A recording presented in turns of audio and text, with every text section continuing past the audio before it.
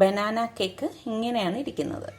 ഇതുണ്ടാക്കാൻ വേണ്ടിയിട്ട് ഞാനിവിടെ നല്ല പഴുത്ത 4 ഏത്തപ്പഴമാണ് എടുത്തിരിക്കുന്നത്. കണ്ടോ, ഈ ഒരു സൈസിലെ ഏത്തപ്പഴമാണ് ഞാൻ ഇതിനായിട്ട് എടുത്തിട്ടുള്ളത്. അപ്പം നമുക്കിനി ഇത് കട്ട് ചെയ്ത് എടുത്തിട്ട് വരാം.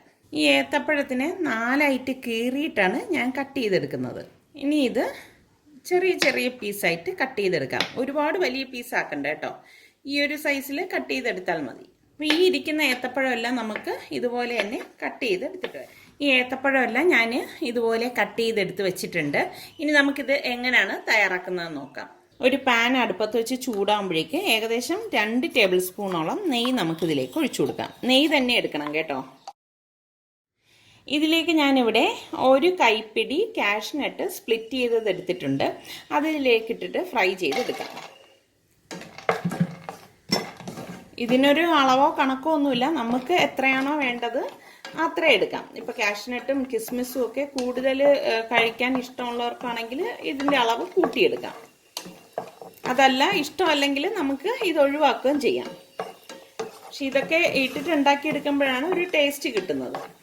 കാഷ്നട്ട് ഇതുപോലെ ഗോൾഡൻ കളറാകുമ്പോൾ നമുക്ക് നെയ്യിൽ നിന്ന് മാറ്റി ഒരു ബൗളിലേക്ക് ഇട്ട് കൊടുക്കാം.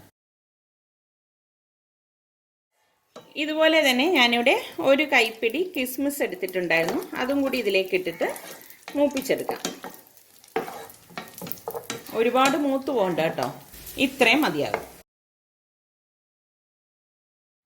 കാഷ്നട്ടും കിസ്മിസും ഞാനിവിടെ മൂപ്പിച്ചെടുത്ത് വെച്ചിട്ടുണ്ട്. ഇനി നമ്മൾ ഇതേ നെയ്യിൽ തന്നെ ഈ കട്ട് ചെയ്ത് വെച്ചിരിക്കുന്ന ഏത്തപ്പഴം ഇട്ട് കൊടുക്കാം.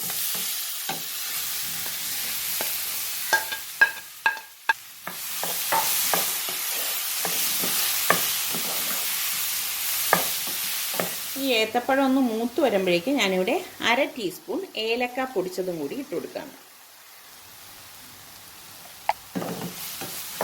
ഈ ഏത്തപ്പഴവും ഏലക്കയും കൂടി നന്നായിട്ടൊന്ന് മിക്സായ ശേഷം ഇതിലേക്ക് 1 ടേബിൾ സ്പൂൺ പഞ്ചസാര ഇട്ട് കൊടുക്കാം. ഇത്രയും മതിയാവും.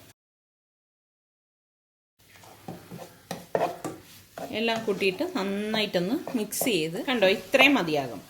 അതായത് ഈ പഴം ഈ നെയ്യിൽ കിടന്ന് ഇതുപോലെ ഒന്ന് മൂത്ത് കിട്ടണം. ഒരുപാട് ഇത് ഉടഞ്ഞു വേണ്ട ആവശ്യമില്ല. ഇതിപ്പോൾ കണ്ടോ എല്ലാം നന്നായിട്ട് മിക്സായിട്ട് വന്നിട്ടുണ്ട്. പഴവും പഞ്ചസാരയും ഈ ഏലക്കയുടെ പൊടിയും കൂടി നല്ലതുപോലെ യോജിച്ച് വന്നിട്ടുണ്ട്. ഞാൻ ഇനി ഇത് ഗ്യാസ് ഓഫ് ചെയ്തിട്ട് ഒരു പ്ലേറ്റിലേക്ക് മാറ്റുവാണ്. തണുക്കാൻ വേണ്ടിയിട്ട് ഇതുപോലെ ഒന്ന് പരത്തി വെച്ച് കൊടുക്കാം.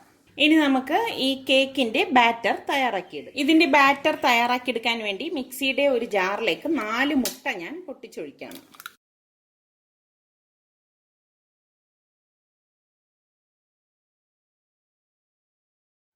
ഇതിലേക്കിനി 1 ടീസ്പൂൺ ഏലക്ക പൊടിച്ചത് ഇട്ട് കൊടുക്കാം. പിന്നെ ഇതിലേക്കിനി 3 ടേബിൾ സ്പൂൺ പഞ്ചസാര ചേർത്ത് കൊടുക്കാം. മധുരമൊക്കെ നിങ്ങളുടെ പാകത്തിന് ചേർത്ത് കൊടുത്താൽ മതി കേട്ടോ. ഏത്തപ്പഴത്തിൽ നല്ല മധുരം ഉണ്ടാവും, അതുകൊണ്ടാണ് ഞാൻ ഇതിലേക്ക് 3 ടേബിൾ സ്പൂൺ മാത്രമേ ചേർത്തിട്ടുള്ളൂ. പിന്നെ ഇതിലേക്ക് 1/2 കപ്പ് ചെറു ചൂട് പാലാണ് ഞാൻ എടുത്തിരിക്കുന്നത്, അത് ഒഴിച്ചു കൊടുക്കണം. പിന്നെ ഇതിലേക്ക് ഞാനിവിടെ എണ്ണയല്ല ചേർക്കുന്നത്, നെയ്യാണ്. 1/4 കപ്പ് നെയ്യും കൂടി ഒഴിച്ചു കൊടുക്കാം. അപ്പം നെയ്യ് നിങ്ങൾക്ക് ചേർക്കണ്ടെന്നുണ്ടെങ്കിൽ എണ്ണ ചേർത്ത് കൊടുത്താൽ മതി. പക്ഷെ നെയ്യാണ് ഇതിന് ടേസ്റ്റ് കൂടുതൽ കിട്ടുന്നത്.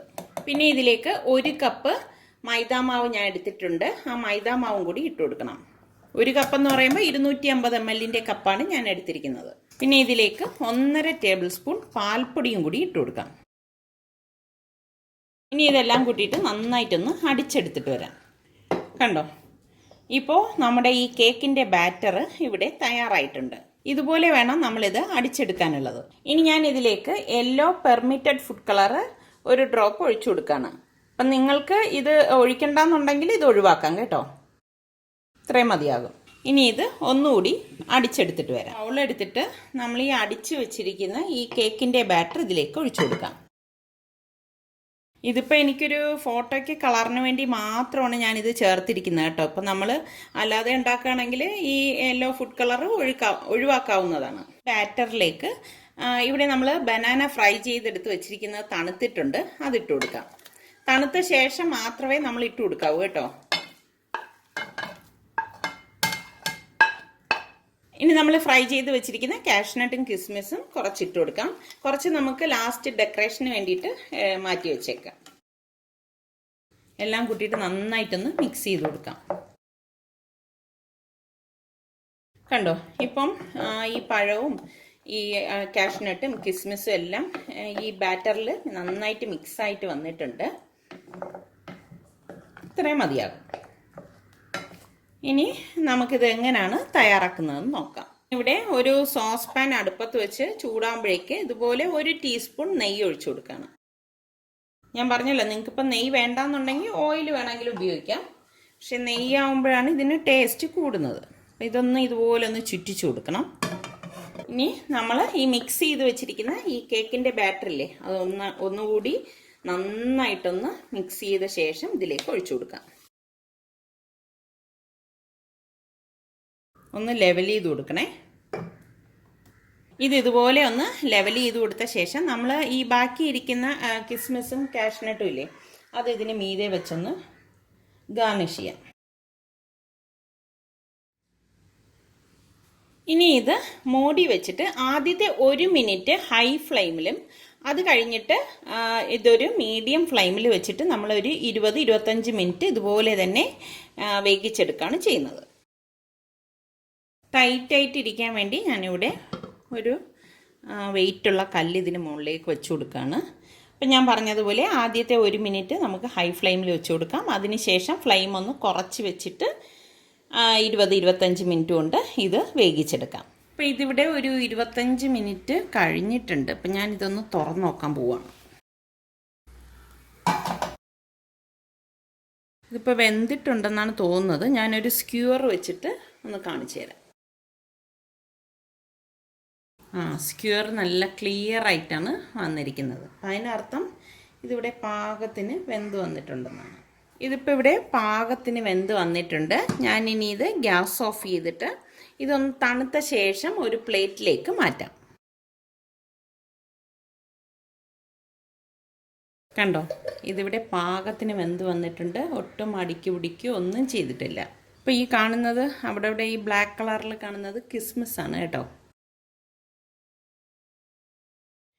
അങ്ങനെ വളരെ പെട്ടെന്ന് തന്നെ നമുക്ക് തയ്യാറാക്കി എടുക്കാൻ പറ്റുന്ന ബനാന കേക്ക് ഇവിടെ തയ്യാറായിട്ടുണ്ട്. അപ്പം നിങ്ങൾ എല്ലാവരും ഇത് ട്രൈ ചെയ്ത് നോക്കി. നിങ്ങൾക്കിത് ഇഷ്ടമാണെങ്കിൽ ഇതിൻ്റെ ലിങ്ക് ഷെയർ ചെയ്യാനും ലൈക്ക് ചെയ്യാനും കമൻറ്റ് ചെയ്യാനും മറക്കരുതേ.